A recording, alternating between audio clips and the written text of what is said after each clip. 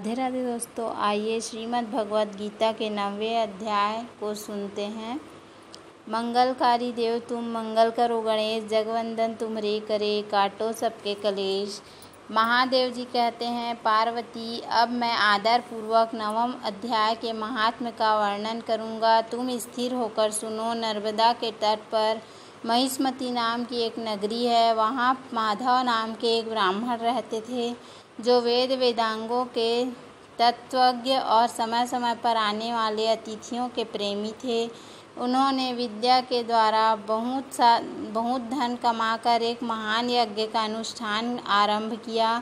उस यज्ञ में बलि देने के लिए एक बकरा मंगाया। जब उसके शरीर की पूजा हो गई तब सबको आश्चर्य में डालते हुए उस बकरे ने हंसकर उच्च स्वर में कहा, ब्राह्मण, इस बहुत से यज्ञों द्वारा क्या लाभ है? इनका फल तो नष्ट हो जाने वाला है तथा ये जन्म और जरा और मृत्यु के कारण है। यह सब करने पर भी मेरी जो वर्तमान दशा है इसे देख लो।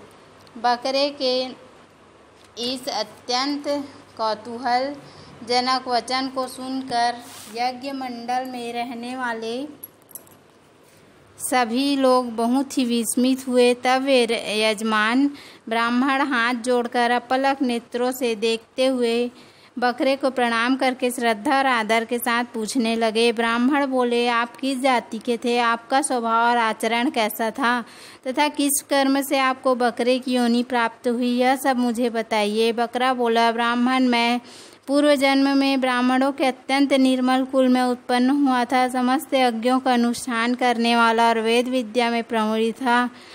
एक दिन मेरी स्त्री ने भगवती दुर्गा की भक्ति से विनम्र होकर अपने बालक के रोग की शांति के लिए बलि देने के निमित्त मुझसे एक बकरा मांगा। तत्पश्चात जब चंडिका के मंदिर में वह बकरा मारा जाने लगा, उस समय उसकी माता ने मुझे शाप दिया, ओ ब्राह्मणों, मैं नीच पापी, तू मेरे बच्चे का वध करना चाहता है, इसलिए तू भी बकरे की योनि में जन्म लेगा। द्विजश्रेष्ठ, तब कालवश मृत्यु को प्राप्त होकर मैं बकरा हुआ। यद्यपि मैं पशु योनि में पड़ा हूँ तो भी मुझे अपने पूर्व जन्म का स्मरण बना हुआ है। ब्राह्मण, यदि आपको सुनने की उत्कंठा हो तो मैं एक और भी आश्चर्य की बात बताता हूँ। कुरुक्षेत्र नाम का एक नगर है जो मोक्ष प्रदान करने वाला है। वहाँ चंद्रशर्मा नामक एक सूर्यवंशी राजा राज्य करते थे। एक समय जब सूर्य ग्रहण लगा था, राजा ने बड़ी श्रद्धा के साथ काल पुरुष का दान करने की तैयारी की। उन्होंने वेद वेदांगों के पारगामी एक विद्वान ब्राह्मण को बुलवाया और पुरोहित के साथ वे तीर्थ के पावन जल से स्नान करने को चले। तीर्थ के पास पहुंचकर राजा ने स्नान किया और 2 वस्त्र धारण किए।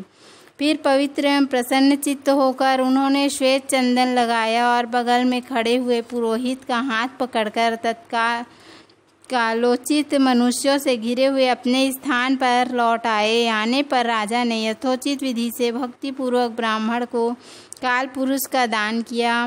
तब काल पुरुष का हृदय चीरकर उसमें से एक पापात्मा चांडाल प्रकट हुआ। फिर थोड़ी देर के बाद निंदा भी चांडालिका का रूप धारण करके काल पुरुष के शरीर से निकली और ब्राह्मण के पास आ गई। इस प्रकार चांडालों की वह जोड़ी आंखें लाल किए निकली और ब्राह्मण के शरीर में हठात प्रवेश करने लगी। ब्राह्मण मन ही मन गीता के 9वें अध्याय का जप करने लगे। ब्राह्मण के अंतःकरण में भगवान गोविंद शयन करते थे, वे उन्हीं का ध्यान करने लगे। ब्राह्मण ने जब गीता के 9वें अध्याय का जप करते हुए अपने आश्रयभूत भगवान का ध्यान किया, उस समय गीता के अक्षरों से प्रकट हुए विष्णु दूतों द्वारा पीड़ित होकर वे दोनों चांडाल भाग चले। उनका उद्योग निष्फल हो गया। इस प्रकार इस घटना को प्रत्यक्ष देखकर राजा के नेत्र आश्चर्यचकित हो उठे। उन्होंने ब्राह्मण से पूछा, विप्रवर, इस भयंकर आपत्ति को आपने कैसे पार किया? आप किस मंत्र का जप तथा किस देवता का स्मरण कर रहे थे? वह पुरुष तथा वह स्त्री कौन थी? वे दोनों कैसे उपस्थित हुए? फिर वे शांत कैसे हो गए? यह सब मुझे बतलाइए। ब्राह्मण ने कहा, राजन, चांडाल का रूप धारण करके भयंकर पाप ही प्रकट हुआ था। तथा वह स्त्री निंदा की साक्षात मूर्ति थी। मैं इन दोनों को ऐसा ही समझता हूँ। उस समय मैं गीता के 9वें अध्याय के मंत्रों की माला जपता था।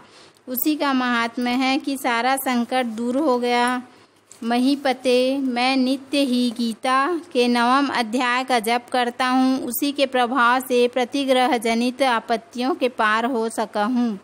यह सुनकर राजा ने उसी ब्राह्मण से गीता के 9वें अध्याय का अभ्यास किया। फिर वे दोनों परम शांति मोक्ष को प्राप्त हो गए। यह कथा सुनकर ब्राह्मण ने बकरे को बंधन से मुक्त कर दिया और गीता के 9वें अध्याय के अभ्यास से परम गति को प्राप्त किया। बोलो श्री हरि विष्णु भगवान की जय।